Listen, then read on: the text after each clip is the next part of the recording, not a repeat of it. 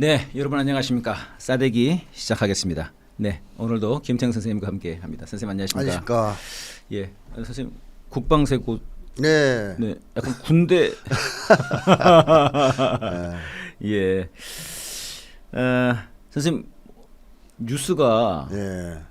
또 아주 정말 걷잡을 수 없이 세상이 지금 급변하고 있습니다. 선생님. 네. 그러니까 4월 4일 날 이제 파면을 네. 했는데 지금이 이제 한 달이 채 안 됐는데 네. 네. 참 많은 일들이 있었고요. 또 지금 당장 오늘 내일만 해도 아주 엄청난 일들이 지금 기다리고 있습니다. 지금 뭐 미국에서는 그 트럼프 아들이 와 있고요. 네. 네, 그 다음에 뭐 그 미국 재무장관 베선트 네. 이놈은 야저 한국이 빨리 하자 그런 거야. 걔들이 선거에 이용할 생각인가 봐. 대선에 뭐 이용하려고 그런 거 같던데. 그래가지고요. 네. 난리가 났고 또 뭐 미국 해군 쪽에서도 누가 좀 들어와 있습니다. 지금 뭐 들어와 있고 내일 이재명 대표 재판이 갑자기 지금 잡혔어요. 이건 뭐 네. 세계 신기록이라는데 선생님. 예. 뭐 그렇고 한독수가 지금 내일 사퇴하고 모레 출마한다고 그러고 야 지금 아주 막 급변하는 그런 상황입니다. 예. 그렇습니다. 요즘 뭐 최근 보시면서 좀 야 이거 좀 신기하다 뭐 혹시 이런 거 있으셨습니까? 제일 눈여겨봐진다랄지. 뭐 저는 파병설 아 확인된 거. 이거 정말 큰 뉴스였습니다, 선생님. 네. 네. 그러니까 이제 그 동안은 사실 뉴스가 너무 허접했잖아요. 가짜 뉴스였죠 대부분. 그 북한군이라고 나오는 애들 2명. 네네. 그 완전히 뭐 말하다가 막 실수하고. 예. 뭐 북한은 러시아? 예. 러시아라 그러는데 그러죠. 뭐 거긴 러시아라고 그러질 않나. 성령 사진도 나왔었습니다. 성령 사진 나왔습니까? 막 갑자기 이정재 사진하고. 뭐 했어요 그러고 이정재 예. 파병한 군인이라고 그러면서 이정재 사진이 나왔죠. 예. 성령도 나왔었어요? 예. 아니 워낙 그래가지고 사실 못 믿었지 않습니까? 사실 거짓 정보였던 것이 지금 확인된 거예요. 예, 한편으로는. 왜냐하면 파병이 확인된 것만이 아니고 그 전에 정보들이 다 가짜였다는 게 드러난 거죠. 아, 왜냐하면 네네. 이번에 러시아왕 북쪽이 발표한 거에 의하면 파병이 12월 4일 이후에 이루어진 게 지금 확실합니다. 12월 4일이면은 윤석열 계엄 때리고 난 다음이에요. 그러니까 북러 조약이 발효된 게 4일이에요.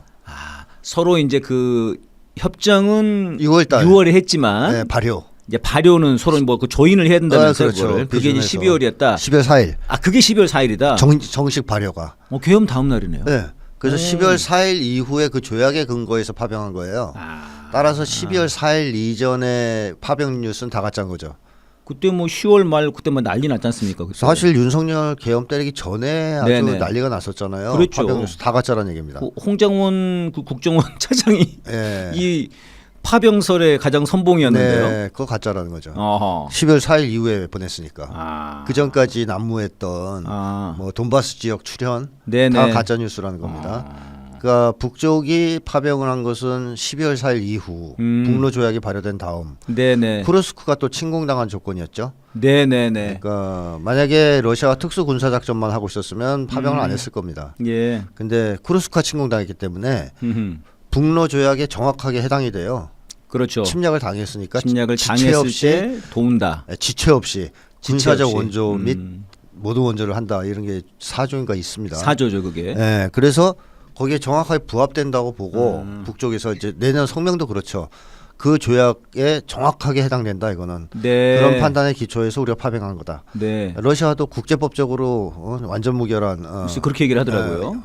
조건에 해당된다 이렇게 네네. 얘기합니다. 그러니까 12월 4일 이후 쿠르스크 탈환 작전에 국한해서 예. 파병이 이루어졌다는 건데요. 그렇기 때문에 그 이전에 있었던 뉴스들은 다 가짜 뉴스다 이렇게 보면 되겠고 예. 오히려 12월 4일 이후 언제인지 모르지만 파병이 된 이후에는 뉴스가 줄어서 거의 파병 뉴스가 안 나왔단 말이에요. 맞아요, 그랬죠. 네, 그래서 진위를 확인하기 좀 어려웠었고 또 기껏 나온 게 그 포로 2명이었고요. 그것도 가짜죠. 네네, 그렇죠. 확실한 증거가 안 나왔어요. 네, 그랬죠. 그러다 보니까 이제 설만 있었는데 이번에 이제 공식 확인이 되면서 예. 12월 4일 이후 쿠르스크 러시아 쪽 편을 빌자면 쿠르스크 해방 전투에 북한군이 정식으로 참전했다. 예. 이렇게 이제 알 수 있는 거죠. 어허. 확인이 된 겁니다.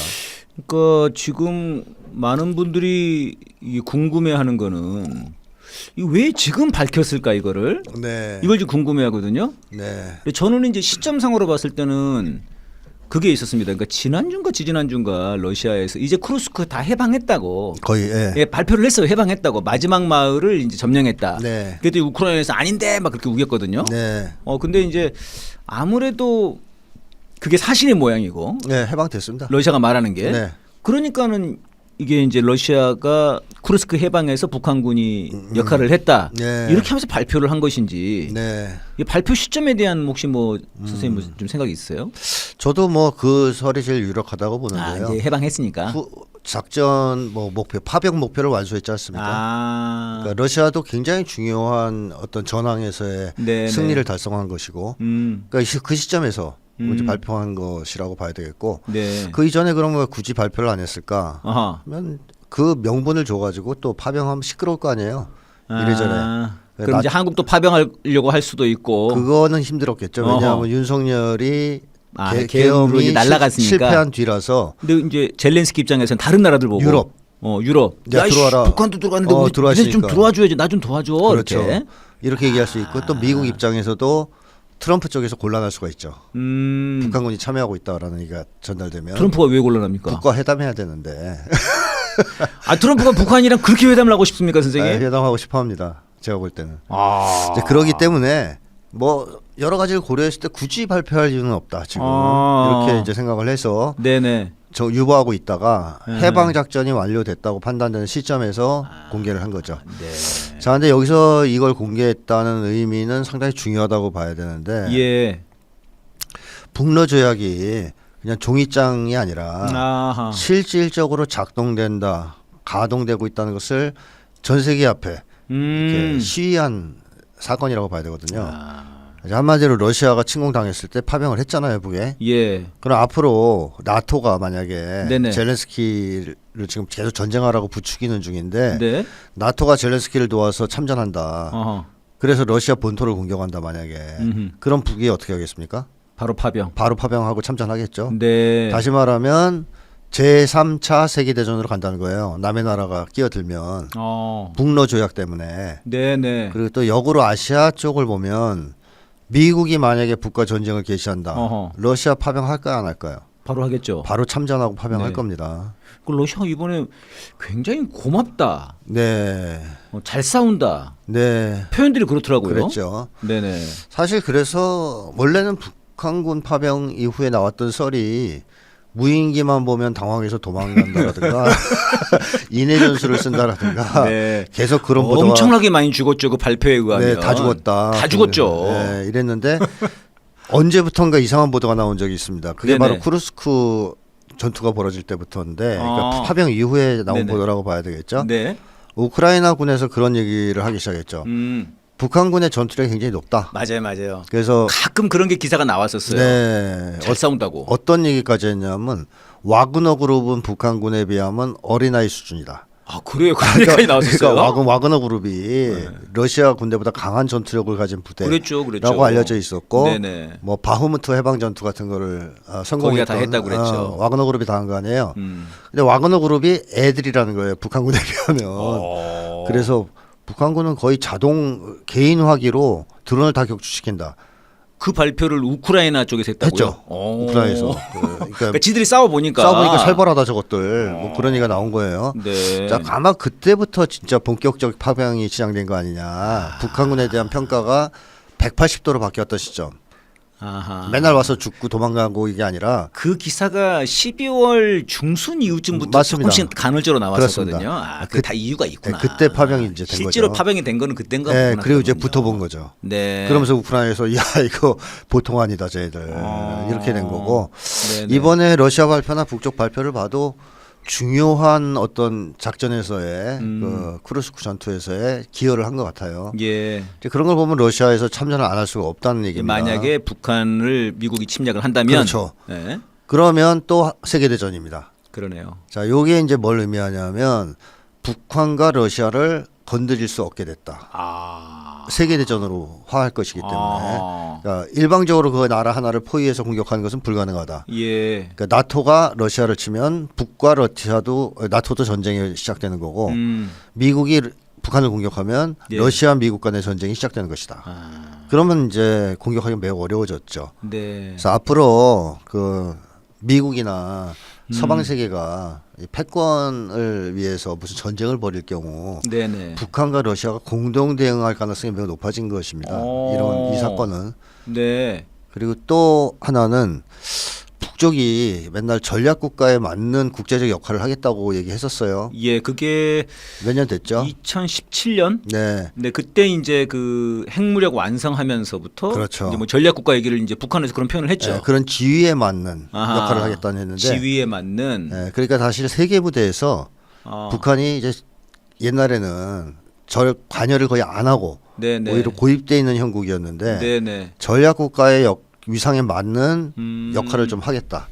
그게 이번에 파병과도 관련이 있을 가능성이 있고요. 그다음에 북에서 얘기하는 뭐 김정은 위원장 얼마 전에 얘기했던 원양함대 건설. 아, 지금 그게 지금 보통 우리는 원양 그러면 이제 어렸을 때부터 들었던 원양어선 뭐 네. 이런 것만 생각나는데 그러니까 먼 바다란 뜻이죠, 이게. 네, 먼 바다 작전을 할 수 있는 함대를 건설하겠다. 그러니까 이제 세계에서 벌어지는 일들에 옛날 같이 네. 우리를 침략하지 않으면 그냥 가만히 있겠다가 아니라 필요하다면 선제적으로 우리가 해양 무력을 통해서 관여할 수도 있고 공격할 네. 수도 있다. 뭐 이런 얘기 아니겠습니까?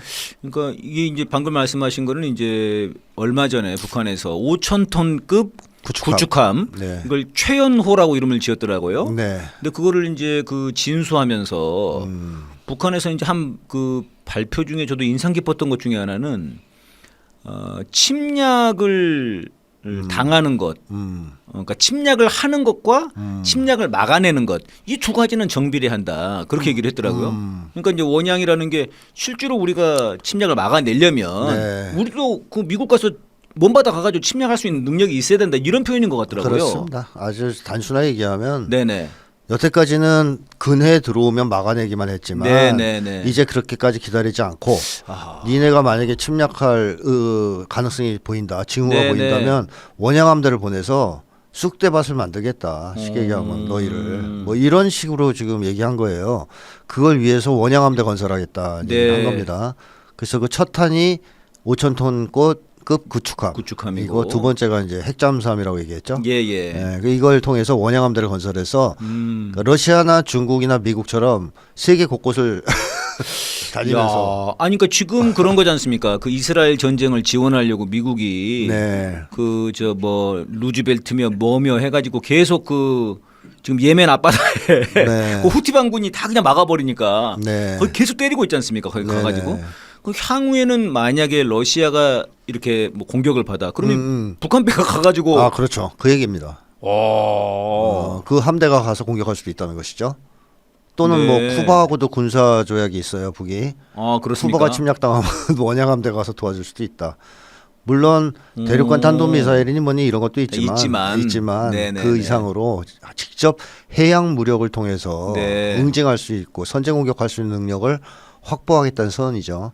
그러니까 이제 국제적인 무대에서 힘을 좀 키워서 우리도 네. 좀 발언권도 가지고 전략 국가로서의 필요한 실제 힘도 그런- 실제로 행사하고 그렇군요. 그러겠다 이런 의지를 표명한 것이다라고 봐야 될 것 같습니다.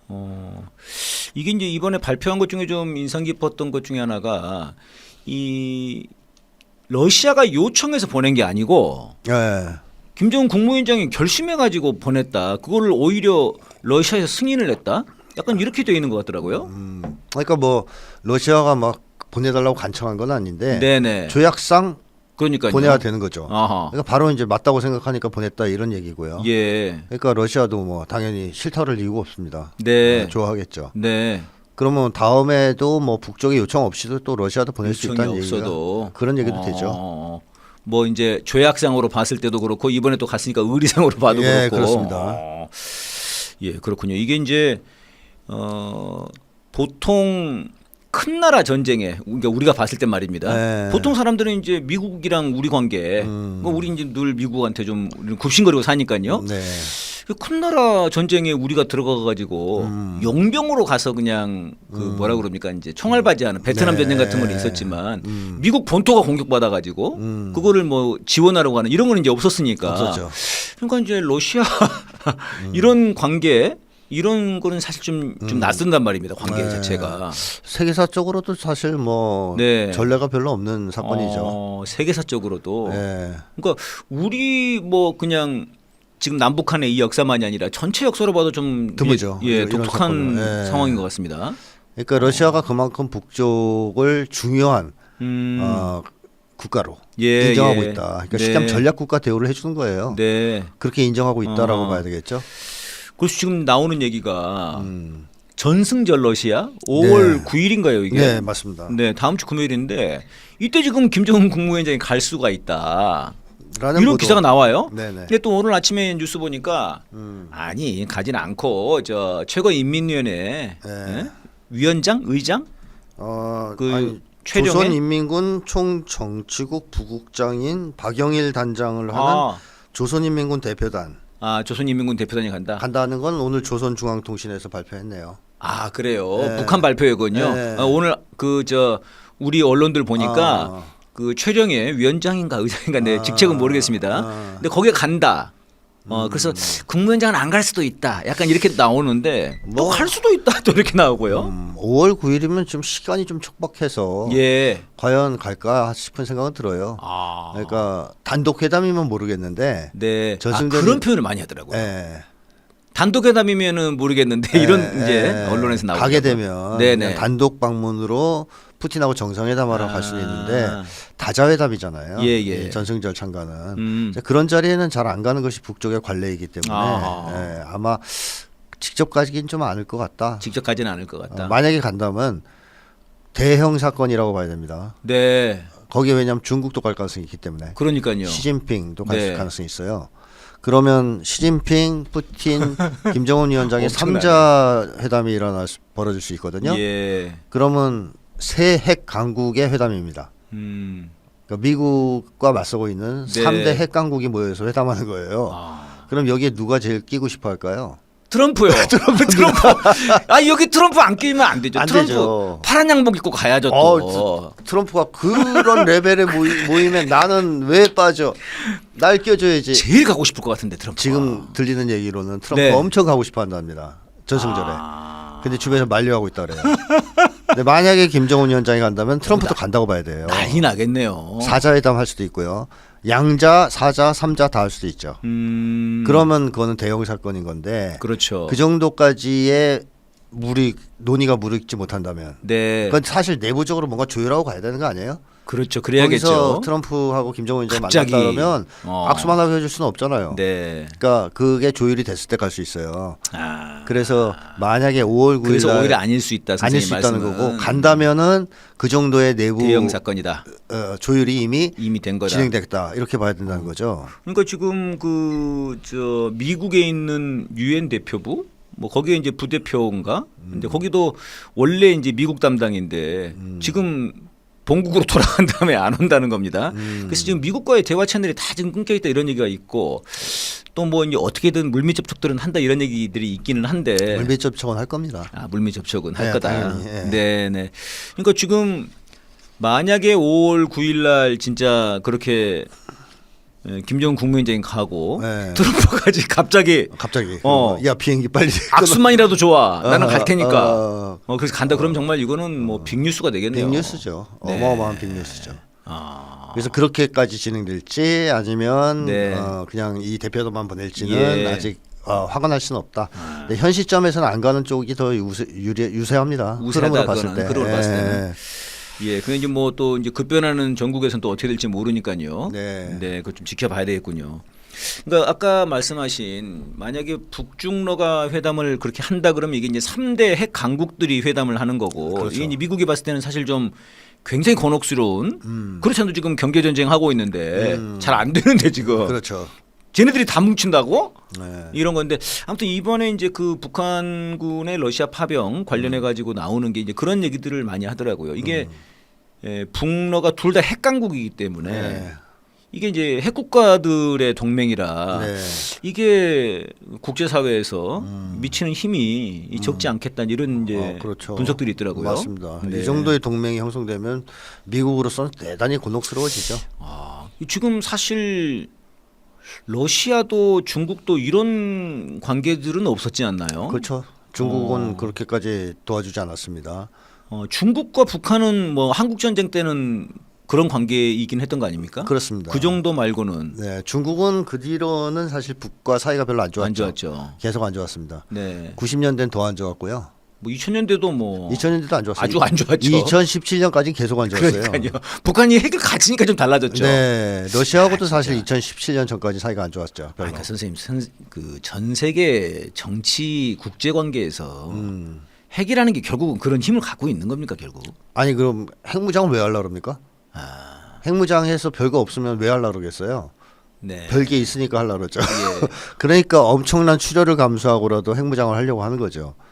아니 그 중국이랑 러시아랑 진짜 완전히 달라졌어요. 그때 북이 핵을 보유하게 돼서 달라졌다기보다는 네네. 북미 회담이 성사되는 것을 보면서 극적으로 변하기 시작했죠. 근데 북미 회담도 북한이 핵을 가지니까 시작된 거잖아요. 그렇죠. 그렇게 하면서 미국을 압박해서 아. 회담장에 끌어낸 거잖아요, 결국. 아하. 그러니까 그걸 보면서 중국과 러시아가 좀 쪽팔려 했죠. 왜냐하면 북한이 그 전에 중국과 러시아한테 계속 한 말이 니네가 대국 맞냐? 미국한테 알랑거리면서 감히 이제 미국이 하는 제재에 참가하고 네네. 니네가 대국이 맞냐? 미국의 횡포에 대해서 한 마디도 못 하고 네. 추종이나 하고 음. 그렇게 갈궜단 말이에요. 네. 그게 이제 쪽팔렸을 거 아니에요. 아. 근데 북한이 미국과 정면으로 맞서면서 핵전쟁하겠다고까지 나갔잖아요. 네. 그러니까 그렇죠. 트럼프를 트럼프가 내 단추가 더 커 그랬죠. 불로 다스리겠다. 트럼프를 노망난 늙은이를 뭐 이렇게 아. 북에서 얘기하면서 전쟁 직전까지 갔단 말이에요. 그러니까 예. 긴장하고서 봤을 텐데 결국 미국이 꼬리 내리고 회담을 하는 걸 보고 그런 걸 보고 야 저렇게 작은 나라도 저렇게 용감하게 싸워서 미국하고 대등하게 네. 회담을 시작했는데 우리는 너무 쫄았던 거 아니야 그동안? 도광양에만 너무 외쳤던 거 아닌가? 그럼 안 되겠는데? 직각 해야 되는 건가 이거 지금? 보니까 저거 종이호랑인데 아하. 그런 용기를 것들도. 좀 얻었겠죠. 그러면서 방향을 바꾸기 시작합니다. 이제 그때부터 중국, 러시아가 대미 강경 노선으로 바꾸면서 북과의 관계를 회복하기 시작하죠. 네네. 그게 뭐 그 트럼프 회담 직전에 북중 회담이 3회인가 연속으로 열리게 된 배경 아니겠습니까? 아우 트럼프 엄청 열받았죠. 아유. 야 나 만나기로 했잖아. 왜 너? 그 회담 취소한다고 이런 식으로 취소도 한 번 했었어요. 그렇죠, 취소한다 그렇죠. 열받아가지고 네. 중국하고 회담하는 것 때문에. 네네. 그러니까 트럼프의 목적은 북을 중국과 이간질시켜서 끌어내서 중국을 압박하려는 건데 북쪽에서 회담 직전에 중국이랑 3번이나 만나니 진짜 트럼프가 열받을만 해요. 확 돌았죠. 네, 열받을만 해요. 그러나 또 회담을 안 할 수는 없으니까 안 할 또 수는 없고. 하게 된 거죠. 네. 야 지금 이제 이걸로 봤을 때는 사실 이제 북한군 파병설 관련해 가지고 젤렌스키랑 윤석열이 제일 이용해 보고 싶었는데, 네. 근데 특히 이제 윤석열.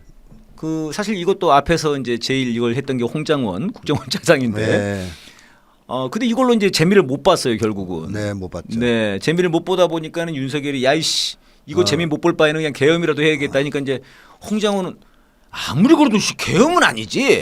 약간 이렇게 돌아선 것 같고요. 그렇죠. 그래서 여기 같이 함께 하다가. 네, 근데 이제 그런 걸로 봤을 때 이 참 이 쿠르스크의 이 전쟁 이게 사실 미국이랑 젤렌스키는 뭔가 신의 한 수로 넣어보는 건데 그렇습니다. 오히려 이게 완전히 덫이 돼버렸네요. 패착이 됐죠. 북로를 완전히 그냥 더 가깝게 만들어버리고 그렇죠. 한국은 한국대로 계엄해가지고 그냥 안 돼버리고.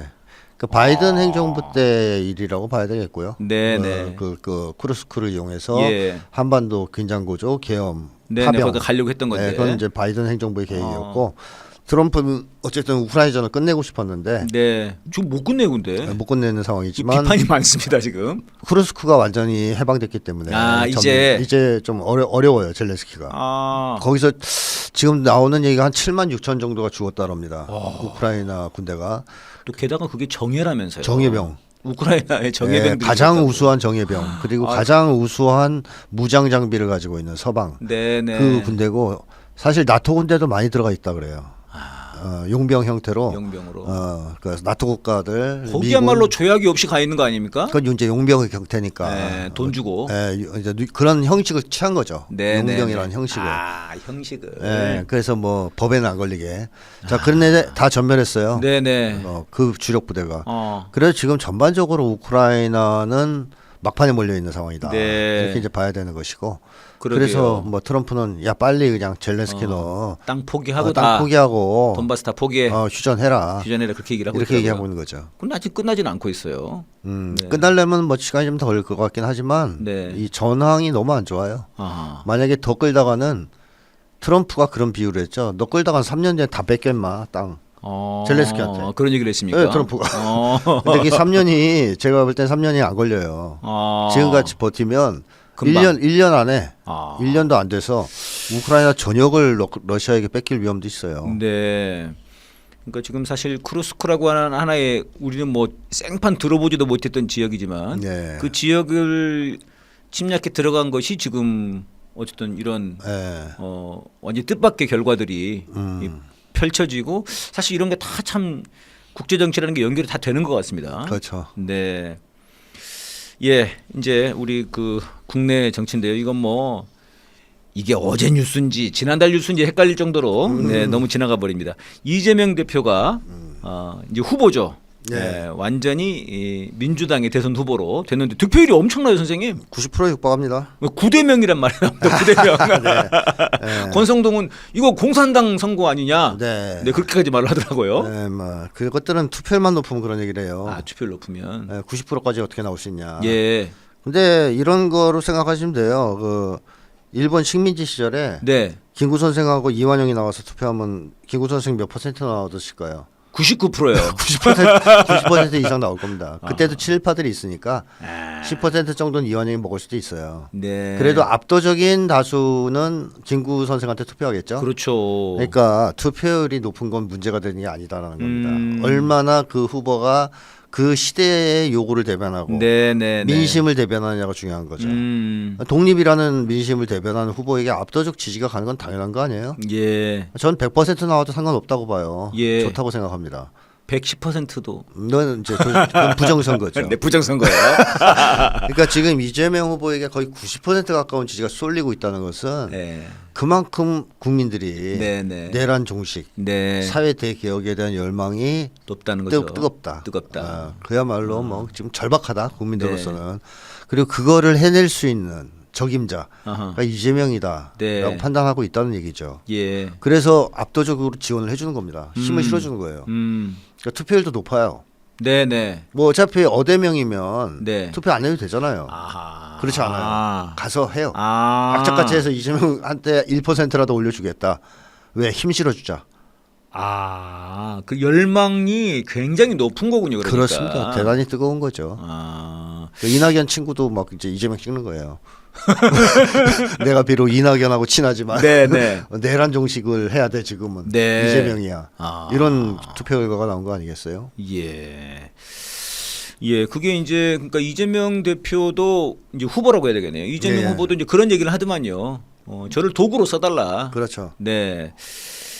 예, 그런 이제 민심들이 이렇게 이제 쏟아지고 있고 예, 이런 속에서 이제 그 이재명 후보가 이념과 진영에 얽매이지 않겠다. 그러면서 이제 최근에 한 행보들이 있어가지고 이게 또 약간 이제 말밥에는 올랐습니다. 네. 네. 이게 어떤 심리인 걸까요, 이재명 대표가? 실용주의죠. 실용주의. 예전부터 얘기했던. 네, 이념 이거 없이 그렇죠. 실용으로다가. 이게 이제 무서운 건데요. 네. 실용주의라는 것이 이재명 후보가 내세우는 실용주의라는 것이 이념의 탈을 쓰지 않은 이념이에요. 신이념이네. 네, 그러니까 이념이라고 공격받지 않을 그런 이념. 그 자체가 이념이다. 이념이라고 공격하기 어려운 이념. 네. 아주 영리하다고 저는 생각이 들어요. 아하. 한국이 지금까지 망조가 들어왔던 이유 중에 하나가 이념을 앞세운 극우 세력 때문입니다. 네. 이 극우 세력이 자기네 이념만 옳다고 하면서 다른 이념을 가진 사람 네. 혹은 자기들을 반대하는 사람들을 다 빨갱이나 종북 반국가 세력으로 몰아서 작살을 내왔죠. 계엄으로 죽이려고 그랬죠. 네, 죽이려고 그랬잖아요. 수고하려고. 네, 수고하려고. 네, 이게 국민을 분열시키는 주요 원인이었어요. 예. 이념을 앞세우면서 국민들을 분열시킨 거죠. 이쪽 이념이 아니면 다 빨갱이야. 네네. 자, 그것이 사실은 뭐 파쇼 체제라고 할 수 있는 건데요. 네. 사상의 자유를 인정하지 않는 거니까. 이런 형태를 통해서 국민들을 계속 이간질해 오면서 그가 거기에 기생해서 살아왔는데 사실 이념이라는 것은 인간을 위해서 국민을 위해서 만들어진 겁니다. 예. 국민들이 만들었다고 해도 과언이 아닌 거예요. 예예. 국민의 요구를 대변해서 나온 것이 이념이다. 즉 국민의 이익을 더 잘 실현하기 위해서 필요한 수단과 도구가 이념이죠. 예. 근데 극우 세력은 그걸 뒤집어 놨어요. 자기들이 믿는 이념을 위해서 국민들을 희생시켜 왔습니다. 아하. 국민들과 인간을 이념의 도구와 수단으로 만들어 왔죠. 아. 뒤집은 거예요. 이념은 인간을 그러니까 국민이 중요하고 이념이 있는 건데 이념- 국민 나고 이념 났는데 네. 거기는 이념 나고 국민 났군요. 그러니까. 그렇죠. 아. 국민을 위해 이념이 필요한 건데 아하. 이념을 위해 국민들을 예. 희생시켜 온 것이 바로 지금까지 극우 세력이라는 거죠. 네네. 그러니까 이재명 대표가 그걸 바로잡을 생각, 후보가 그걸 바로잡을 생각이 있는 거죠. 그건 이제 그만해야 되겠다. 네. 자, 그럼 저쪽에서 내세우는 이념은 극우 이념입니다. 네. 파쇼 이념이죠. 빨갱이 다 죽여. 네. 간단하게 얘기하면 미국 최고, 네, 미국 최고. 일본 최고. 자, 그럼 거기에 맞서기 위해서 이재명 후보가 어허. 나는 그럼 빨갱이가 되겠어요. 이럴 수는 없잖아요. 네, 너가 네. 난 반국가 세력이라니까 난 반국가 세력 이념을 네. 내세울래. 네. 난 좌파가 될래. 네네. 이럴 수가 없어요. 한국 지형에선 정치 지형에서는. 네네. 그랬다가 뭐 바로 죽으니까. 예. 그래서 내세운 게 뭐냐 실용주의다. 좀 그렇게 봅니다. 실용주의는 그런 지점이 영리하다. 영리하다. 아. 그러니까 실용주의는 미국의 원래 실용주의 철학이라고 있습니다. 예. 다들 아시지만 그 실용주의 철학 프래그마티즘인가요? 뭐 영어 제가 안 되니까 하여튼 그건데 저한테 물어보지 마시오 선생님. 예, 그거는 철저하게 이 실용의 기준이 개인이에요. 아. 그러니까 개인주의 철학이거든요. 아. 개인의 이익에 도움이 되냐 안 되냐. 얘가 장사꾼의 철학이라고까지 할 수 있는 건데요. 네네. 저는 굉장히 싫어하는 철학인데 어허. 미국 실용주의 철학을. 네네. 그거를 또 한국에서는 좋아하죠. 미국제니까 미제라서 한국 사람들 좋아합니다. 아하. 그러니까 실용주의란 말을 싫어하는 사람이 별로 없어요. 네네. 근데 그거를 이재명 후보가 가져와서 아. 실용주의란 표현을 썼는데 네. 미국식 철학처럼 개인의 이익을 내 중심에 둔 철학을 주장한 게 아니에요. 네네.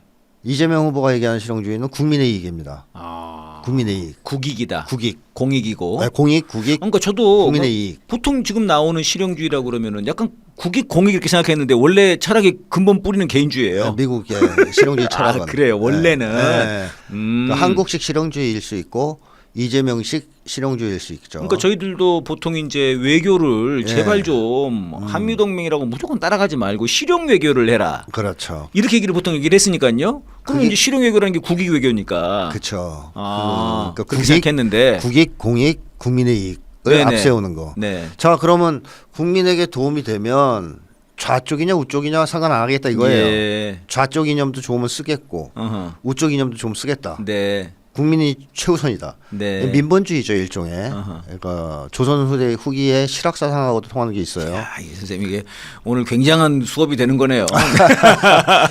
그 이걸 내세우면 실학이다. 공격하기가 뭐 하잖아요. 좌익을 주장하는 게 아니기 때문에 네, 저 네, 네. 빨갱이다라고도 할 수 없고 예. 나는 이념 싫어 실용주의야. 근데 실용주의 자체가 이념이거든요. 네. 민본주의 이념이에요 사실. 근데 그걸 이념이라고 공격할 수가 없는 이념. 예.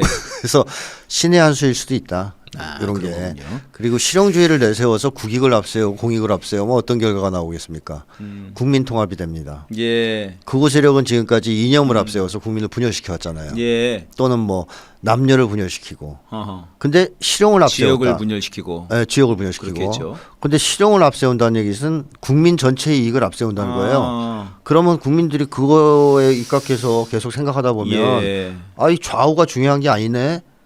우리에게 이익이 되냐 아니냐가 중요하네. 예. 관점이 바뀔 거죠. 아하. 이게 바뀌게 되면 남녀 차이, 지역 차이, 이념 차이는 중요하지 않다고 생각할 겁니다. 네. 따라서 실용주의는 국민 통합의 위력한 수단이나 도구가 어허. 될 수 있습니다. 네. 그래서 이재명 후보가 얘기하는 걸 보면 통합 얘기할 때 실용주의에 의한 통합, 실용적 관점에 기초한 통합을 얘기하거든요. 네. 그러니까 한마디로 이걸로 좌우 대립 내지는 이념 전쟁으로 먹고 살아온 기득권이 더 이상 공세를 취하지 못하게 막고 네네. 국민의 이익을 관철해 나가겠다. 뭐 이런 실질적으로 이익을 쟁취할 수 있는, 네. 얻을 수 있는 그런 길이다. 그런 점에서 저는 네. 상당히 영리한 영리하다. 어떤 주의 주장이다 이렇게 봅니다.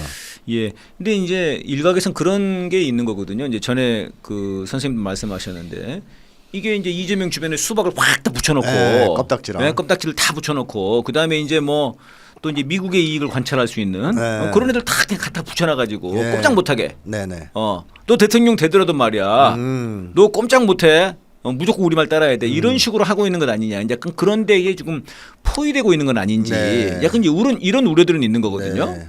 그게 너무 많으면 일정 정도 제약을 받겠죠. 네. 또 미국과 완전하게 척을 지면서 지금 정치를 하긴 힘든 조건이긴 합니다. 네. 이재명 후보가. 아하.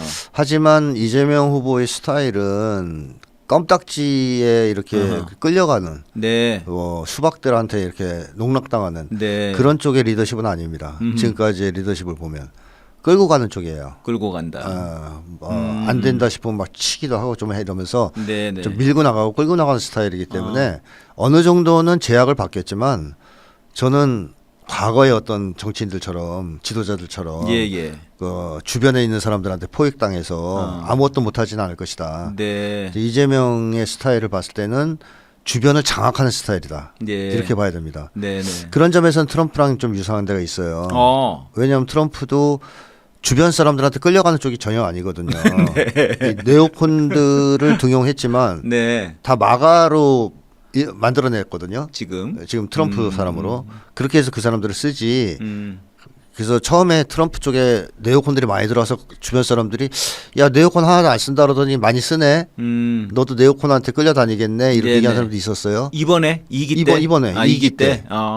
뭐 루비오 같은 사람이 대표적으로 국무장관이 대표적인 네오콘이었단 말이에요. 그렇습니까? 그 루비오나 이런 애들 대군 거 보고 야 왈츠 이런 애들 야 트럼프도 야 뭐 네오콘한테 투항했네 네네. 이렇게 얘기하는 분들이 있었거든요. 근데 막상 트럼프 행정부가 출범하자 루비오가 다극화 세계가 정상이라고 얘기하고 막 이러잖아요. 네. 트럼프가 그 사이에 자기 사람으로 만들었다는 얘기죠. 그러니까 다 만들어 놓고 썼다는 얘기입니다. 네. 그러니까 트럼프는 주변에 그렇게 주변 사람들한테 끌려가는 걸 싫어합니다. 예. 물론 1기 때는 네오콘들이 워낙 강력해서 그걸 돌파하지 못하고 끌려갔지만 예. 그런 걸 싫어하는 스타일이죠. 그때 뭐 볼튼? 네네 볼튼 폼페이오 이런 애들. 어. 근데 이재명 후보도 주변 사람들한테 이렇게 끌려가는 스타일이 아니에요. 예. 중요한 고비고비마다 그런 사람들한테 끌려서 결정을 한다기보다는 돌파하는 쪽으로. 그러니까 또 특히 이제 이재명 대표의 장점이라고 할 수 있다고 이제 네. 평가하는 것은 이제 민심. 민심을 중시하죠. 네, 민심을 굉장히 예민하게 보고. 네. 네. 이번에 후보 수락 연설에서도 계속 민심 얘기를 하죠. 네. 국민의 명령. 네. 이제 하기 위해서 나를 선택한 거고 내가 그 충실한 도구가 되겠다. 네. 뭐 이런 얘기를 하지 않습니까? 그래서 그런 강점이 있기 때문에 그 포획을 많이 당할 수는 있겠지만 네. 상당 정도 돌파할 능력도 가지고 있다. 또 국민들이 뒷받침만 해준다면.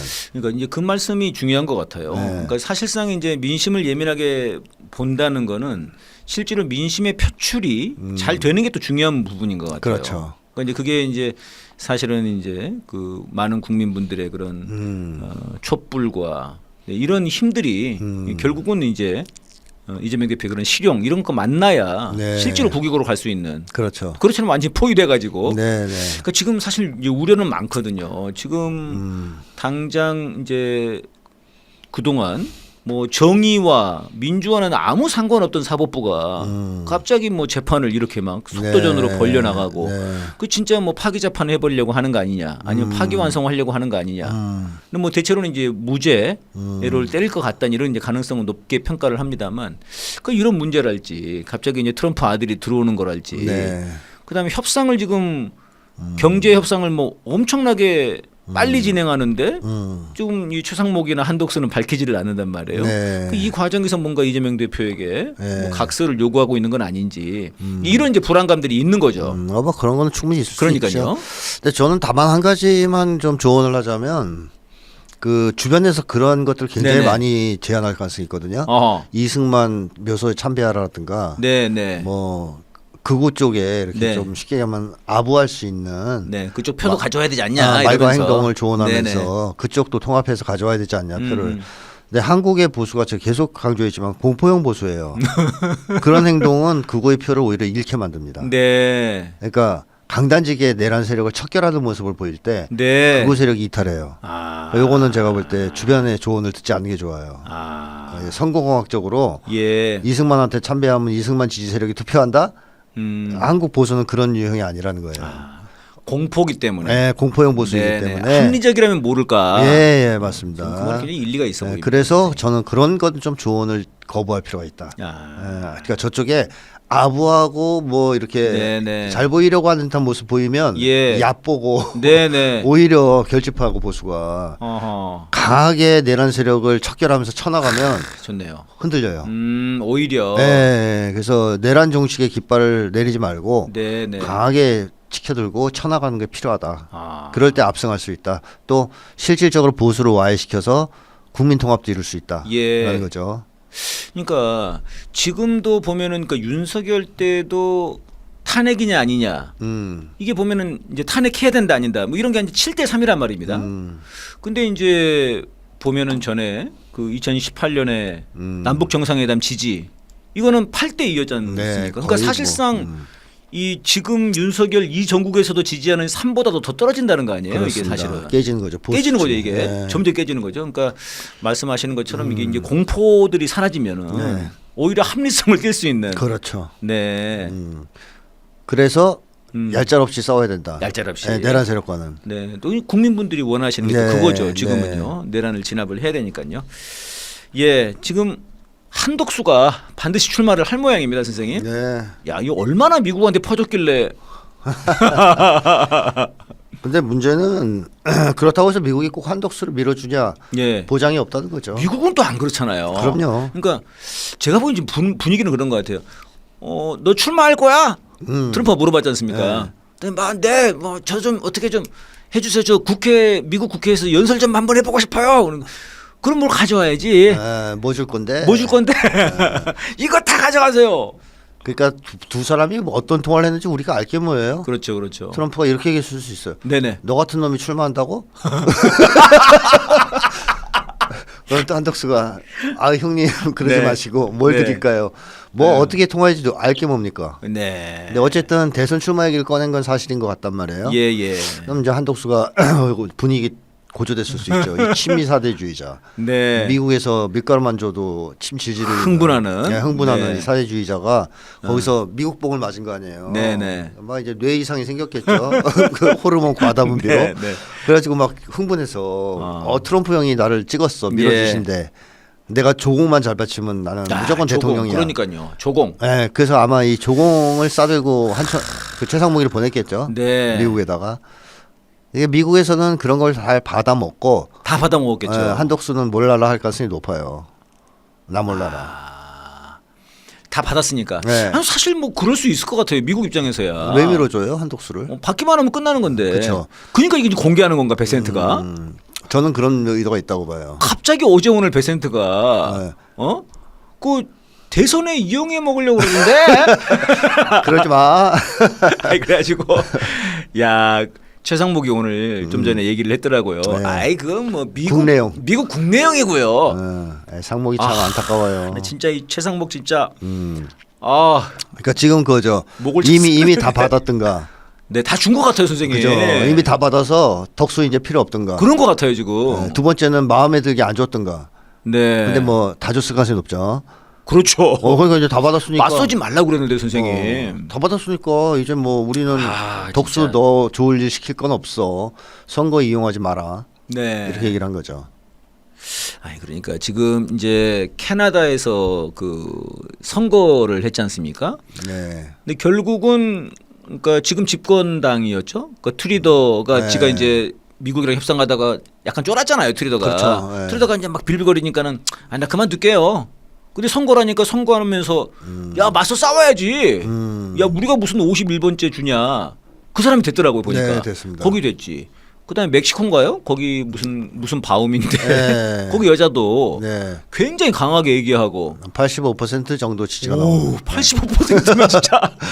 아니, 그러니까 원래는 캐나다랑 멕시코를 좀 본보기를 하려고 그랬는데 네. 다 안 됐고 네. 날아가 버렸고 네. 그다음에 이제 일본 먹어보려고 그랬더니 일본이 와서 또 마침 모자도 쓰고 막 알랑거리니까 해보려고 그랬는데 일본 국내에서 여론이 그렇게 안 좋다네요. 그리고 일본 놈들이요 얼마 야갔는데요. 그러니까요. 그것들이 앞에서 모자 쓰고선 굴러다녀도요. 굴러다녀. 뒤에서는 엄청 실리 챙긴 놈들이에요. 아니 중국에다가 대표단을 보냈더만요. 네. 야 우리랑 어떻게 좀 잘 좀 해보자. 아, 그럼요. 그러니까 걔들 내부에서 하는 말들 들어보면요. 이 기회에 트럼프 때 우리 독립하자. 네네. 언제까지 미국 따까리 할 거냐. 아 이시바 시기로도 그런데. 아, 그런 얘기를 꺼낼 정도로 얘들이 앞뒤가 다른 애들이에요. 그러니까 미국의 앞에서 이거 모자 썼다고 한국처럼 굴 거라고 생각하면 안 돼요. 굉장히 야갔어요, 그놈들. 한국은 모자도 쓰기 전에 맞서지 마라. 네. 은인인데 어디 감히. 그러니까요. 그러니까 한독수랑 이 최상목하고는 질이 좀 다릅니다. 이 그러니까 한국 구구들하고는 다른 것 같아요. 그러니까 왜 한국 구구들이 이렇게 쓰레기예요, 선생님? 일본 그구들은요. 네. 미국과 전쟁을 했던 사람들이에요. 아하. 태평양 전쟁. 네. 군국주의자들. 네. 그러니까 졌죠. 네. 져서 힘 앞에 굴복해서 미국의 머리를 조아리는 흉내를 냈을 뿐 속마음은 미국에 대한 복수심이 있는 사람들입니다. 언젠간 다시. 한번 붙겠어 저것들. 붙겠어? 가만 안 두겠어. 그래서 군사대국화 열심히 하는 거예요 지금. 근데 그러니까 이번에도 그게 인상 깊더라고요. 얘네들이 미국한테 이제 전구라고 하는 걸 제안했지 않습니까? 네. 하나의 전구로 하죠. 그 영어로는 띄어터도 돼요. 네. 그 극장이랑 같은 뜻인가 봐요. 전장, 전구 이런 거 모양인데. 그러니까 미국한테 원하는 걸 주면서 그렇죠. 또 지도도 좋으니까. 좋죠. 아, 우리 넘버 2 시켜주시고요 여기서는. 우리 전쟁 국가 나갈게요. 그러니까요. 그러면서도 경제는 또 아유 막아 써주면서 뒷근육으로는 중국이라. 네. 와 저는 정말 놀랬습니다. 러시아하고도 관계를 계속. 일본의 외교에 대해서 놀랬습니다. 네, 러시아하고도 진짜. 관계를 계속 가지고 있어요. 우크라이나 전에도 불구하고 사할린에서 절대로 철수하지 않습니다. 아니 그러니까 이런 쓰레기들도 정말 천하의 죽일 놈들도 이런데 아니 우리 구구들은 야, 덕수는 그런 애들이 아니고요. 한국 그런 애들이 구구는 아니구나. 네. 일본처럼 자기네 나라 독점 자본의 기초에서 탄생한 사람들이 아니에요. 어떤 나라 구구도 우익도 다 자기네 나라의 독점 자본에 근거하거든요. 네. 근데 한국은 한국 내에서 독점 자본이 형성되고 그거에 기반해서 구구 세력 자라난 게 아닙니다. 처음부터 미국이 와서 이식을 했어요. 네. 그러니까 국내 자본이 없는 상태에서 이승만 같은 놈들이죠. 네네. 그리고 한국 자본도 미국이 키워요. 네. 매판 자본이라 그랬어요. 초기에 그래서 네네. 매판 자본, 매판 정치. 그랬죠. 출발 자체가 다르다는 거예요. 다른 나라들은 독일, 프랑스 이런 데 보십시오. 다 국내 자본에서 지네 자본인데. 국내 자본이 성장하고 여기에 기초해서 우익 세력들이 형성되고 얘들이 전쟁 일으킨 거거든요. 2차 세계대전, 예. 1, 2차. 네네. 근데 더 먹겠다고. 예, 더 내가 더 많이 먹을 거야? 나 독일 너희들 식민지 우리가 다 먹을 거야. 독일은 왜 식민지 프랑스 니네가 다 먹어. 이래 싸운 거잖아요. 고기 싸움 한 건데. 예, 근데 한국은 일본도 그런 거고요. 미국하고 싸운 거는. 네. 근데 한국은 그런 식의 우익이 아니라는 겁니다. 그래서 참. 부르주아 민족주의라고는 하지만 민족주의 성향이 전혀 없어요. 네, 한국의 네. 극우는. 진짜 처음부터 친미 사대주의적 극우, 그러니까 기형적 극우라고 할 수 있죠. 그러니까 성적이 흔드는 극우. 네, 완전히 그러니까 진짜 매국노 중에 매국노들인 그렇죠. 것 같아요. 이런 매국노, 놈들은. 본질은 매국노라고 보면 되죠. 이완용보다 더한 것 같아요. 그렇습니다. 이완용은 그때 그런 명분이라도 내세웠잖아요. 이래야 우리 민족이 보존이라도 할 수 있다. 네. 이런 명분이라도 내세웠는데 이놈들은 전혀 그것도 없는 것 같아요. 그 저는 이완용보다 더한 놈들 아닌가 이런. 그렇죠. 네. 지금은 굳이 일본한테 그렇게 머리를 숙일 이유가 없는데도 전혀 없지 않습니까? 예, 숙이고. 아니 미국한테도 지금 다 지금 개기는데 네. 개겨서도 뜯어내고 있는데 맞습니다. 이 분명히 한덕수 이놈이 뭔가를 엄청나게 줬을 것 같은데요. 네, 그참 그 한미연합사 가가지고 육군병장이라고. 네. 이거 왜 이러는 겁니까, 선생님? 그 아까도 제가 얘기했잖아요. 그 미국 사람만 보면 흥분하는 이 병이 있다고 한덕수가. 그래서 이거 뭐라 그래야 될까요? 미국 사람 보면 흥분하는 병, 네. 미흥병, 미흥병, 흥미병? 네, 흥미병. 자 이게 있어가지고 이제 한덕수 한 대가 미군들이잖아요. 다. 예. 그러니까 이제 아버야 되잖아요. 아니 근데 선생님 열받는 게 얘가 지금 우리나라 대통령 데리러 간 거 아니에요? 네. 그럼 다 집 미치잖아요. 그죠. 근데 저도 육군병장이에요. 그러니까 쉽게 하면 나도 당신들과 똑같은 군인이에요. 군인이고 더 아래라는 거잖아요. 여기 하나. 네네. 그러니까 이제 동질감을 형성하려고. 동질감. 이제 너 똑같은 군인이 하나도. 아. 그러니까 나를 이뻐해줘. 네네. 내가 비록 늙었지만 귀여운 사람이야. 뭐 이런 얘기를 한 거고. 네. 두 번째는 병장이라는 얘기를 한 거는. 예. 저는 당신들 쫄개예요. 아. 미국 1병보다 아래니까 네. 2병이 시키는 것도 할게요. 이거를 무식적으로 얘기한 거 아니겠어요? 아. 의식적이든 무식적이든. 미국 이병보다 우리가 더 아래다. 난 다 네. 아래다. 저를 이제 시켜주세요. 부를까요? 아. 박을까요? 뭐 이제 이런 거잖아요. 그러니까 부를까요? 저는 당신들과 똑같은 군인이고 쫄개입니다. 네. 이거를 담아서 한 말이 육군병장이라는 네. 표현이다. 아. 그러니까 한독수는 정말 뼈속 깊은 네. 매국노 사대주의자입니다. 야, 진짜. 어우. 구를까요? 이게 제일 재밌네요, 선생님. 예, 지금 당장 구를까요? 구를까요? 뭐 할까요? 뭐 깔을까요? 뭐 알겠습니다. 지금 그 트럼프가 관세 전쟁을 벌이고 있는데 네. 족족 부메랑에 대해서 돌아가고 있습니다, 선생님. 족족. 네. 뭐 일단 아이폰이 비명을 질렀지 않습니까, 지난번에. 그렇죠. 야, 이러면은 우리 500만 원대 아이폰. 그랬는데 그다음에 지금 머스크가 네. 아예 안 된다니까 그러면서 머스크가 루비오랑 싸우고 또 베센트랑도 싸웠더라고요. 네. 막 눈앞에 싸우던데 트럼프 앞에서 막. 지금 그러고 있고 엔비디아가 엄청나게 주식이 떨어져 버렸습니다 지금. 네. 그래서 원래는 중국에다가 H100이라고 하는 반도체 그게 좀 괜찮은 거래요. 근데 이게 이제 AI에 많이 쓴다고 야 그거 팔면 안 돼. 그래서 야 그럼 어떻게 해요? 그럼 H100 말고 H20으로 떨어져서 팔까요? 우리 그거 팔았는데 야 이것도 팔지 마. 그런데 중국에서 이번에 만들었죠. H100급 네. 반도체를 만들었다는 거예요 지금. 만들었죠. 화웨이가. 그러니까 지금 뭐 되는 게 없어요 다. 캐나다 계기지, 멕시코 계기지, 일본 뒷구녕으로 저러고 있지. 딱 한독수 한 놈이고. 네, 말 잘 듣죠. 그냥 진짜 빤스까지 내리고 그냥 네. 막 완전히 부끄러운지 모르고. 이 미국 어떡합니까? 그러니까 미국이 지금 헤맬 수밖에 없는 것이 네네. 세상이 변했단 말이죠. 말씀하신 대로. 옛날같이 미국이 기침만 하면 예. 다들 알아서 기던 시절은 저 멀리 지나갔죠. 이제 말 안 듣습니다. 그러니까 사실 다 친미국가들이잖아요. 네, 말 안 들어요. 사우디도 말 안 듣고 다 말 안 들어요. 사우디. 네, 옛날에 그렇게 만만하게 돼 있던 나라들 다 지금 계기입니다. 네. 왜 그렇게 됐냐? 일단 군사력 때문에 그래요. 기본은 군사력이다. 그럼요. 군사력이죠, 기본은. 미국이 옛날에 가다가 때려버렸는데. 옛날에 까불면 바로 가서 작살을 냈잖아요. 대통령궁도 쏴버렸죠. 대통령궁도. 리비아, 뭐 이라크, 뭐 할 거 없이 실내, 뭐. 까불면 그냥 바로 가서 작살을 냈지 않습니까? 그 공포 때문에 설설 기었던 거예요, 일단은. 근데 이번에 미국이 그렇게 총력을 기울여서 우크라이나전을 시작했는데 졌어요. 네. 보니까 저것들 별거 아니네. 그리고 어제 나온 뉴스에 하면 홍해에서 예. 후티 반군이라고 미국이 예, 경멸해서 부르는 그 후티 정부군이 쏜 미사일 피하려다가 네. 비행기 추락했습니다. 비행기가 옆으로 이렇게 쓱 하더니 바다로 빠져버리던데요. 급회동 회전을 하다 그랬다는 얘기가 지금 나오고 있거든요. 한마디로 이제 미사일 피하려다가 비행기가 그것도 빠지는. 미사일 피하려다 그런 거예요. 그 전에도 그런 일들이 있었죠. 격추시켰다는 설들이 있었어요. 그러니까 쩔쩔매고 있다는 거예요. 그 MQ9이라고 있지 않습니까? 네, 리퍼. 무인기. 네, 그 미국이 제일로 치는 거고 네. 그게 그 이란의 그 솔레이마니였던가요? 네, 암살할 때. 사령관 암살했던 바로 그거거든요. 네. 그 미국 영화 보면 제일 많이 나오죠. 나오죠. 리퍼 막 네, 그러는데 맞습니다. 이거를 지금 후티 반군이 확인한 것만 16대인가 그렇고 네, 떨어뜨렸죠. 뭐 어떤 분이 세곡했는데 21대 떨어뜨린 것 같다고 그런 분이 계시더라고요. 그러니까 지금 미국이 그 예멘에 대해서 계속 폭격을 하는데 안 죽었어요. 예멘. 전혀 공격력이 손상이 안 되고요. 타격력이 없는 것 같아요. 오히려 미국 비행기만 지금 항공모함에서 하나 떨어지는 네. 참사가 일어났죠. 그러니까 이게 홍해에 대한 제해권을 장악을 못 하고 있어요. 네, 미국이 네. 항공모함 2대를 갖다 배치했는데도 결국은 군사력이다. 그러니까 군사력이죠. 옛날만큼 미국이 힘을 못 쓰고 있다. 그러니까 우크라이나는 들어가지도 못하고 무서워서 러시아 무서워서 외부에서만 자꾸 이제 지원을 해주는 거고 다른 데서도 지금 판판이 밀려나는 중이다. 네, 뭐 아프가니스탄도 밀려났지 않습니까? 그렇죠. 이런 것들이 세계 사람들 머릿속에 아하. 쟤네들은 이제 종이호랑이야. 정의호랑이. 우수어 네. 이렇게 이제 생각하게 만든 게 있고, 아.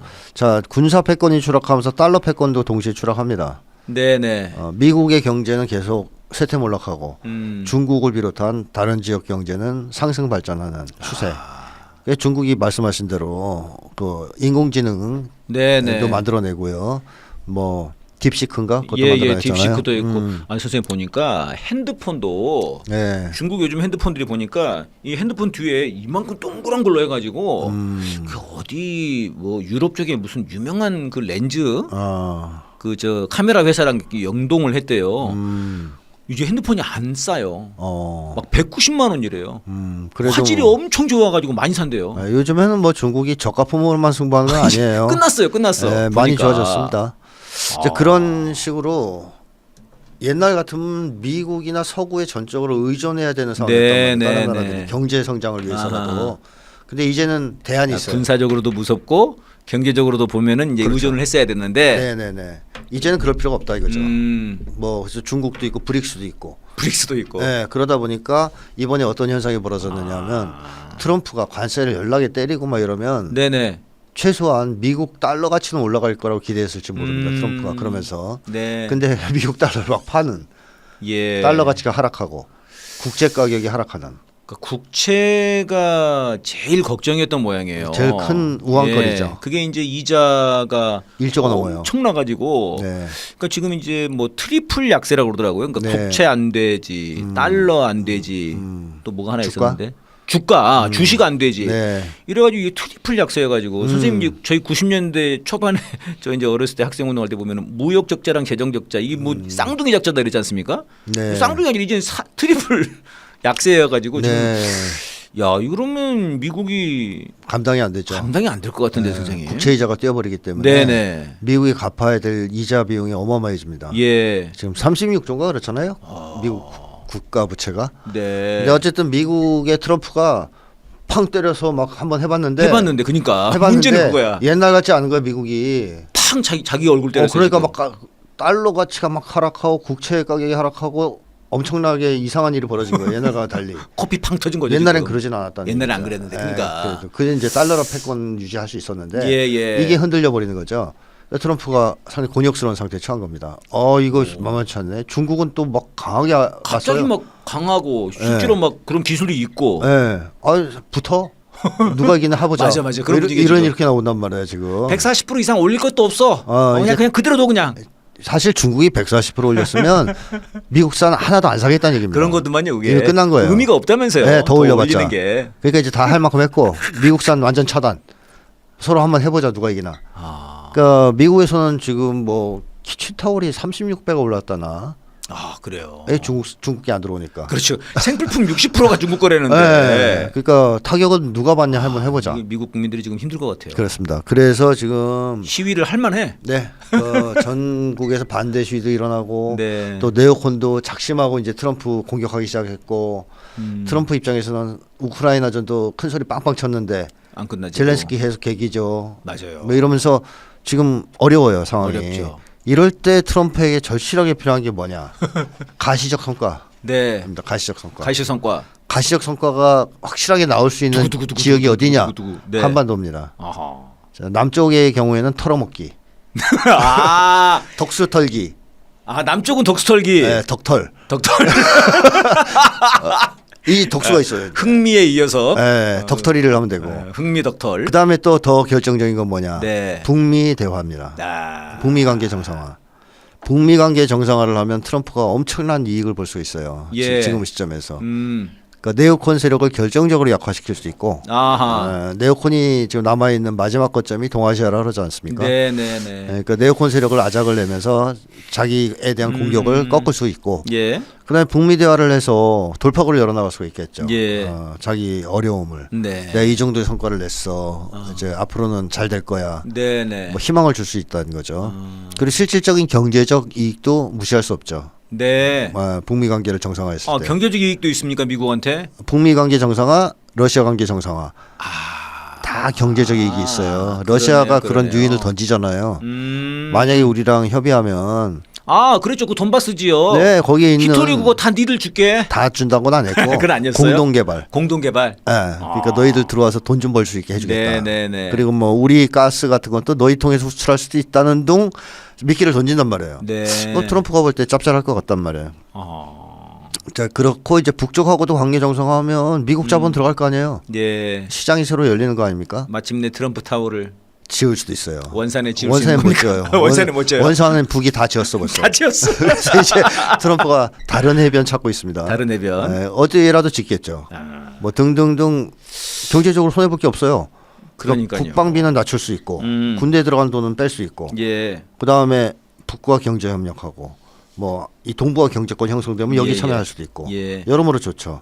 그래서 트럼프 입장에서는 한 방 날려야 되는 지금 상황이에요. 지금 쫓기고 있습니다. 그러니까 이제 오늘 뉴스 보니까는 걔네들이 이제 그 자동차 관세 네. 이것도 굉장히 세게 밀었던 거거든요.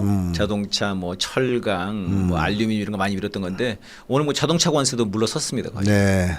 그러니까 안 되나 봐요 이제. 그러니까 지네 회사들이 너무 힘든가 봐요. 그렇죠. 자동차 부품을 이걸 하려면은 이게 이제 국경을 한 7, 8번을 왔다 갔다 해야 된대요. 뭐 캐나다도 왔다 갔다 해야 되고 그 과정에서 지금 관세가 높으니까 지네 지금 자동차 값이 엄청나게 뛴다는 겁니다. 그렇죠. 결국은 이게 부메랑이 돼가지고 어려운 상황이고. 무기도 못 만들어요. 그러니까요. 히터리도 없으면 무기도 못 만들고. 이게 그런 상황에서 트럼프가 5월 9일 날 러시아로 가겠는데요. 이거. 그럴 수도 있죠. 나 좀 살려줘라 좀.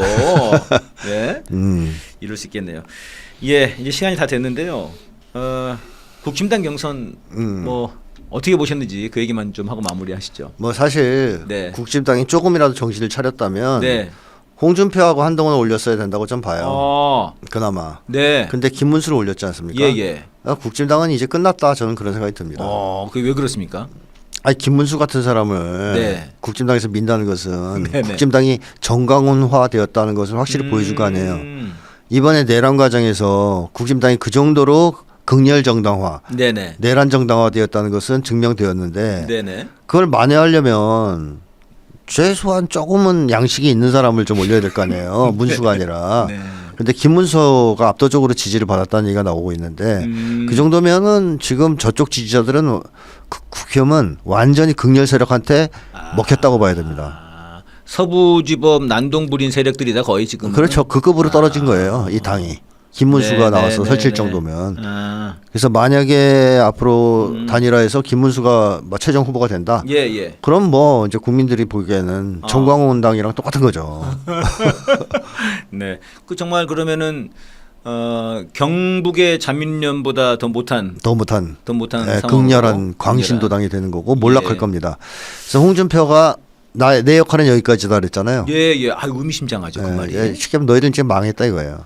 꼬라지를 보니까. 네. 야 한동훈 뽑아준 것도 사실 마음에 안 드는데 깜냥에 네, 떨어져서 네. 내가 아니라 김문수를 밀었어. 예. 너희는 이제 뭐 끝났어. 보수의 멸망은 눈에 보이듯 선하네. 난 이제 그만할래. 자연인으로 돌아갈래. 정기 은퇴할래. 나 돌아갈래. 내가 죽는 집에 침몰하는 배에 내가 계속 있을 이유가 없어. 그런 거군요. 홍준표도 그런 돌아가는 머리는 있잖아요. 네. 그 홍준표랑 한동훈이랑 주고받은 토론 네. 이게 아주 화제가 많이 됐습니다. 네. 혹시 몇 개 좀 보셨어요? 짤 몇 개 봤어요. 짤 몇 개. 그러니까 어떠셨어요 보시고? 뭐 정말 저열하기 짝이 없는 공방. 네. 그래도 저는 한동훈이가 사실 좀 밀렸다고 봐요. 그 저도 약간 그렇더라고요. 그거 보는데 야, 저 홍준표가 이제 보통 요즘은 홍발정이라고 부르지 않습니까? 야, 홍발정이 제정신으로 보인다. 그러더라고요, 저도 보니까. 그러니까. 근데 한동훈은 질문해놓고 막 지 것만 이렇게 보고 있더라고요. 이렇게 뭐 말하든 말든. 그렇죠. 그리고 깐족깐족대고. 아니 예의가 없어요, 기본. 이거 비판하는 내용도 수준이 너무 떨어져요. 네네. 그러니까 예를 들면 홍발정이가 이제 좀 유치한 짓을 하긴 했죠. 다 유치한 질문들이 했죠, 뭐 서로. 뭐 생머리 맞냐, 네, 키 높이 구두 맞아요. 이런 얘기를 하면. 뽕이냐? 그러면 한동훈이가 아니 지금 대선 토론에서 그런 질문을 하는 것은 격이 맞지 않은 것 같다. 그래서 예의를 좀 지켜주시면 고맙겠다. 이러면 홍준표가 머쓱할 건데 야 유치하시군요. 이러니까 막 유치하잖아요 한동훈을 하는 짓이. 그러니까 이런 식의 대응들 한동훈의 수준 낮은 대응들. 근데 오히려 이제 홍발정이는 간혹 가다가 홍준표는 옳은 얘기도 해요. 아니 조국 집안은 맞아요. 그게 나 그 얘기. 도륙을 내고 너희들 너무한 거 아니야? 뭐라 그러더라? 이 법에도 뭐 감정이 있다고. 그렇지. 하여튼 뭐 그런 표현 쓰면서 너무한 거 아니야, 니네들이. 그러니까. 아니 그리고 190몇 석 있는 야당이 엄연히 있는데 네. 대화 협치를 안 하고 맞아. 계속 조지고 치니까 이런 결론이 나온 거 그건 아니냐? 약간 우리가 할 얘긴데. 아, 그 내용적으로 보면은 홍준표가 상당히 네. 우위에서 그런 얘기들을 들을만 하더라고요, 진짜. 한동안 혼낸 거죠. 그러니까 오히려 홍준표가 제정신으로 보이더라니까요. 그죠. 그리고 한동훈이 또 빼다가 하나 걸렸잖아요. 예. 90도 절하는 거 홍준표 너 접시에 코 박겠더라 뭐 이런 식으로. 아, 그랬어요? 예, 약 올리니까 아. 홍준표가 너도 3번이나 했잖아. 너 윤석열한테 이재명한테도 있고 아. 김정수 여사한테도 있고 아. 또 누구더라 한 명 더 3명 하여튼 했어요. 그러니까 한동훈이 딱 잡아떼는 거예요. 그런 적 없다. 얘 이제 특기 그런 적 없다. 그러니까 홍준표가 다음에 토론회 때 사진을 3장 갖고 나온 거야. 윤석열한테 90도 절하는 장 사진. 네. 또 이재명한테 90도 절하는 사진. 아. 김정수 여사한테 90도 절하는 사진을 딱 갖고 나와서 보여주면서 너희 사진 없다며? 야. 찾았어 내가. 아이고. 보장을 시켜서. 한동훈 표정 어떻게 됐습니까? 똥 씹은 표정이죠. 아. 울그락불그락. 그러면서 또 대답할 필요 없어. 네. 네가 하도 잡아떼서 내가 갖고 나온 거야. 대범하네. 대범해. 아니 그게 대범이 아니라 한동훈 완전히 약호를 누르는 거죠. 네. 이제 그런 것들 보면 역시 한동훈을 상대할 정도의 파워는 네. 홍준표 정도. 글쎄요. 김문수는 뭐 아마 제가 볼 땐 게임도 안 될 겁니다. 네. 한동훈한테 발릴 겁니다. 결국은 이게 이제 뭐 한동훈으로 다들 이렇게 좀 몰아가려고 하는 뭐 그런 좀 작전이 아닌가 싶긴 한데요. 검찰들이 요즘 바빠요. 네, 바쁘죠. 검찰들이 이제 윤석열, 김건희 오늘 압수수색 들어갔다는데 네. 그거 하지. 그다음에 문재인 전 대통령 또 뭐 기소하고 이재명 대표 뭐 하는 건 말할 것도 없고. 그래서 약간 검찰들이 이 한동훈 라인들이 움직이면서 뭔가 계속 명태균 또 막 흔들고 명태균 데리고 이제 네, 다니면서 장난치고 오세훈 하나 날렸으니까 네. 사실 오세훈이 나왔으면 한동훈이 좀 불리한 거지 않습니까? 그렇습니다. 네. 미리 날린 거죠. 아니 미리 날린 거죠. 네. 김문수랑 한동훈 정도는 뭐 한동훈 이길 수 있는 거고. 뭐 만약에 이 상황에서 김문수가 된다 그러면 정말 답이 없는 거죠. 야, 그 정말 이변이죠. 네. 국힘당은 답이 없는 거죠. 그럼 이제 국힘당 끝나는 거고. 네. 예, 알겠습니다. 지금 이제 내일 그 이재명 대표 재판이 있습니다. 그래서 이제 오늘 밤에도 또 내일 낮에도 대법원 앞으로 가서 지금 이제 촛불 집회를 할 예정인데요. 시민 여러분 많이 함께 해주시고 이 법비들이 이 기본 이제 국민의 민심을 따른다 그러면 당연히 이제 무죄로 가야 되는 거지만 또 그동안 우리가 정말 말도 안 되는 상황들을 윤석열이 뭐 석방되고 이런 것들을 봤기 때문에 눈에 불을 켜고 이놈들을 압박을 해야 될 것 같습니다. 네, 우리 민심으로 대선을 투쟁으로 항쟁으로 이겨야 될 것 같습니다. 선생님 오늘 여기서 마치겠습니다. 네, 고맙습니다. 네.